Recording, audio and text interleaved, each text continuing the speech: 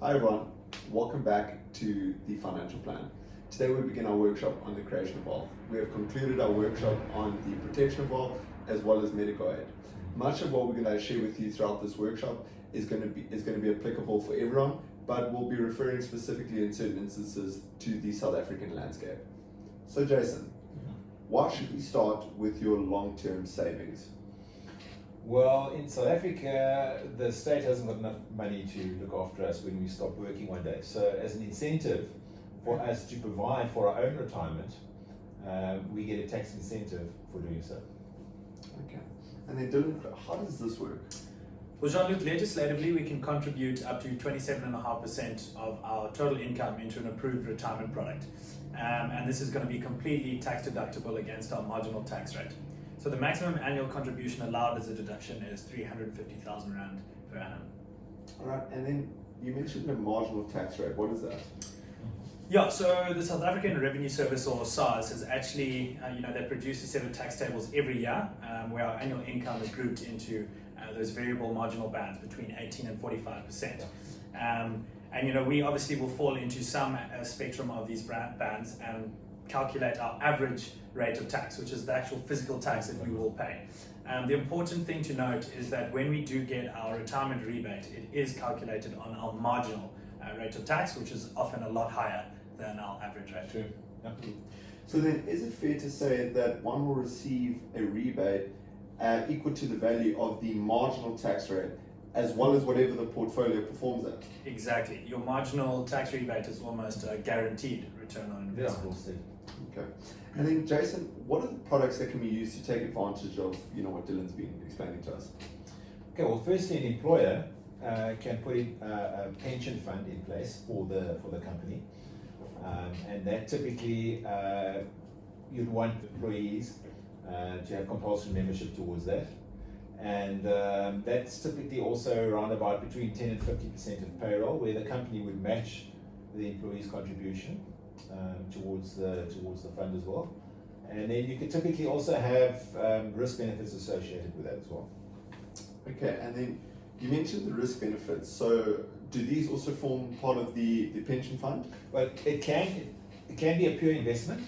In other words, just pure savings for the staff. But often, typically, what happens is, if we think back to the protection of wealth in the previous videos, aspects of that, such as life cover, disability cover, even disease cover, can be added to the fund, which obviously then would benefit the members that are on the fund. However, the only disadvantage is that it's not personalized necessarily. So what the members would have to do is proper financial planning with an advisor to see that the benefits are actually in line with what their needs are, as opposed to just relying on the generic benefits. Similarly, employees don't often understand what that contribution between them and the company actually represents in terms of retirement planning. It's something that just really goes off your salary, and it's a good thing, but in terms of what does it mean as an income at retirement in today's money as a percentage of what you're earning now, very few people will be able to tell you that. So what you need to do is sit down with a good financial advisor who's going to say, right, assuming a real growth rate of 2 or 3%, if you continue in this vein, at age 60 or 65, this is what monthly income your pension fund translates into as an escalating income in today's money for your life expectancy, and then you'll feel a lot better about what's going off your... Making that goal tangible. Yeah, making it actually tangible. Yeah. So if you want to make improvements to it, you'll know why and where you're starting off from. Yeah. Look, that makes a lot of sense. But now, what happens if someone decides to leave that company though? Yeah, well, sadly, you still have the option to take the money in cash, which we're hoping that the legislation changes so to enforce compulsory preservation. The problem with taking in cash is that there are serious penalties involved before age 55 in actually accessing that money, as opposed to the smart option, which is taking out what's called a preservation fund, whereby the full value, as you move from one company to the other, is actually invested into your own investment product plan. Okay? And you've got control over that. Having said that, you do have the opportunity, or you can have your cake and eat it to a certain extent, because you can change your mind a few years later and cash it in or take part of the money.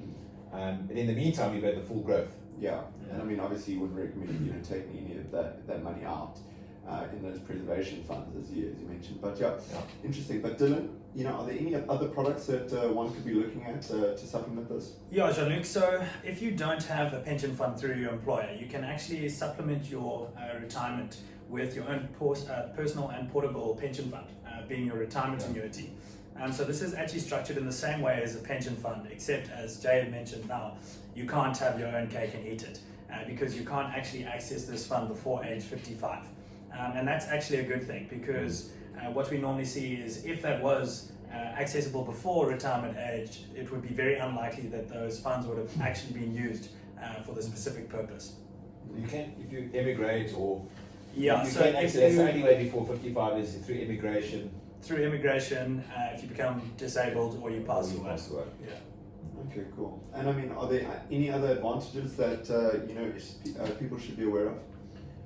Well, there's the protected from creditors thing, where especially attractive for business owners, okay, where it's protected from creditors. And then at 55, age 55 is very few people retire at age 55 anyway, but then you can have the retirement tables kicking in terms of taxation as opposed to the withdrawal tables before age 55. And then up to 1/3 can be taken in cash. And up to 500,000 Rand, a maximum of 500,000 Rand is then tax-free. With the balance of the funds, you then are forced to purchase an annuity, which you need an income in retirement anyway. But once again, you need the correct advice there because it's very important that somebody is taking, when advising you on the annuity, be it a living annuity or a life annuity, that's linked to the prevailing investment environment, and then the other one is linked to the prevailing interest rates, as well as the capacity for risk of the client. That needs to all be taken in consideration when you're doing that retirement planning at that particular age as well. And also, assuming you have a new generation retirement annuity, you have complete flexibility in terms of your contributions. Whether that's stopping, restarting, making ad-hoc payments, increasing or decreasing your recurring payments. Where unlike the old retirement annuities, the old generation products, they didn't have these benefits. So any of these changes would incur penalties. And also often what we find is that most people with these old generation retirement annuities are actually transferring across to the new gen RAs because there's an extra sort of 4 to 5% on fees on there.